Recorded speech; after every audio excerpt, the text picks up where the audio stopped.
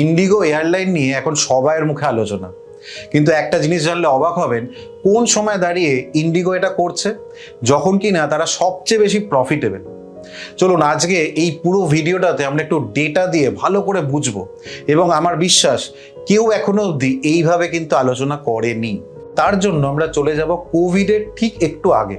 কোভিডের ঠিক আগে 2019-20 সালে যখন ইন্ডিগো রেজাল্ট পোস্ট করে, তখন তাদের রেভিনিউ দেখায় 35,700 কোটি টাকার কাছে, এবং সেই বছর তারা কিন্তু কোনো প্রফিট করতে পারেনি। সেই বছর তারা লস বুক করেছে প্রায় 248 কোটি টাকা। তার ঠিক পরের বছর অর্থাৎ কোভিডের যে বছর 2020-21 সালে, আপনাদের মনে আছে সেই সময় যখন সমস্ত কিছু বন্ধ এয়ারলাইন্স, সেই সময় তারা রেভিনিউ জেনারেট করেছিল কত? 14,600 কোটি টাকার কাছে, এবং সেই বছরে তারা একটা বড় পরিমাণ লস কিন্তু দেখায় প্রায় 5,830 কোটি টাকার। এরপর 2021-22 অর্থাৎ যে সময় কোভিডের সেকেন্ড ওয়েভ চলছিল এবং তখনও কিন্তু একটা এক্সটেনশন ছিল এই কোভিডের, তখন তারা রেভিনিউ জেনারেট করেছে কত? 25,930 কোটি টাকার কাছাকাছি, এবং সেই বছরও একটা বড় পরিমাণ লস তারা পোস্ট করে, 6,171 কোটি টাকার লস সেই বছরে তারা দেখায়।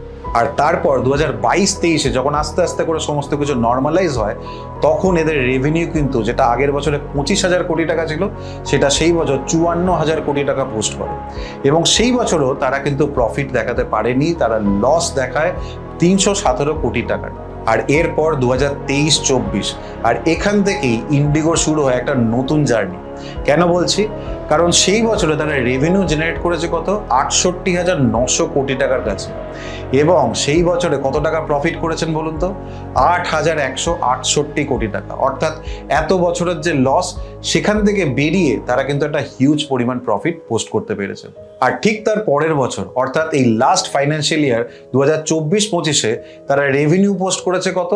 80,800 কোটি টাকা, এবং সেই বছরে প্রফিট পোস্ট করেছে কত? 7,200 কোটি টাকারও বেশি। তাহলে একটা জিনিস খুব মন দিয়ে দেখলে বুঝতে পারবেন, এতদিনের লস কাটিয়ে তারা এই 2 বছরে প্রায় 15,000 কোটি টাকারও বেশি প্রফিট করতে সক্ষম হলো।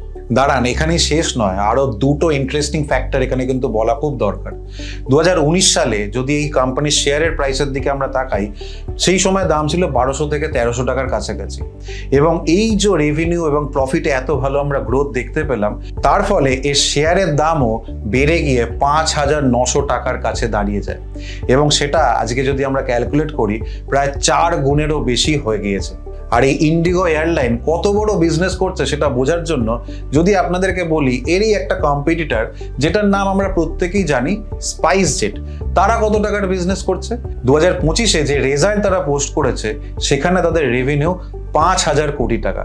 আর আমরা যখন দেখলাম ইন্ডিগোর ক্ষেত্রে, সেই ক্ষেত্রে তাদের রেভিনিউ দাঁড়িয়েছে কত? 80,000 কোটিরও বেশি।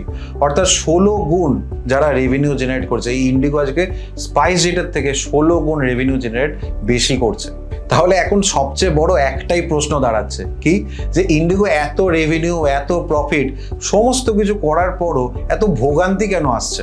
দেখুন, এই জায়গাটা আমাদের একটু ভালো করে বুঝতে হবে। কেন বলছি? কারণ এই অ্যাভিয়েশন ইন্ডাস্ট্রিতে দুটো কিন্তু মেজর কস্ট রয়েছে। ফার্স্ট কি? ফার্স্ট হচ্ছে ফুয়েল কস্ট, আর সেকেন্ড কি আসে? সেটা হচ্ছে এমপ্লয়ি কস্ট। দেখুন, এই ফুয়েল কস্ট ইন্ডিগোর কিন্তু হাতে নেই, কিন্তু যেটা হাতে রয়েছে সেটা কি? সেটা হচ্ছে এমপ্লয়ি কস্ট। তাই জন্যই তারা কিন্তু ডেসপারেটলি আজকে এত কিছুর পরও নতুন রিক্রুটমেন্ট কিন্তু কিছুতেই করছে না। কেন না? এমপ্লয়ি কস্ট যাতে কোনোভাবেই না বাড়ে, কারণ তারা জানে যদি এমপ্লয়ি কস্ট বেড়ে যায়, এবং এই ইন্ডাস্ট্রিতে এটাও জানতে হবে এমপ্লয়ি কস্ট কিন্তু যথেষ্ট সিগনিফিক্যান্ট, তো সেই কারণে এমপ্লয়ি কস্ট তারা কোনোভাবেই বাড়াতে চাইছে না, যাতে প্রফিটে কোনো এফেক্ট না পড়ে।